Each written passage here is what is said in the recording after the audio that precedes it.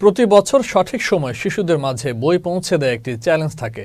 এ বছর পরিবর্তিত পরিস্থিতির মধ্য দিয়ে সঠিক সময়ে শিশুদের কাছে পাঠ্যপুস্তক পৌঁছে দিতে সরকার আন্তরিক।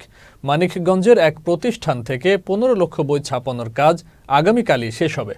আজ সকালে মানিকগঞ্জের সিংগাইর উপজেলার কাশিমনগর এলাকায় আনন্দ প্রিন্টার্স এর পাঠ্যপুস্তক ছাপানোর কাজ পরিদর্শন শেষে কথা বলেন ঢাকা বিভাগীয় কমিশনার শরফ উদ্দিন আহমদ চৌধুরী। এরপর তিনি মানিকগঞ্জ সরকারি বালক উচ্চ বিদ্যালয় মাঠে প্রতিবন্ধীদের ক্রীড়া প্রতিযোগিতা শেষে পুরস্কার বিতরণ করেন। এ সময় জেলা প্রশাসক ডক্টর মনোয়ার হোসেন মোল্লা উপস্থিত ছিলেন। তো প্রতি বছরই এটা একটা চ্যালেঞ্জ থাকে যে বছরের শুরুতেই বইটা বাচ্চাদের হাতে পৌঁছে দেয়।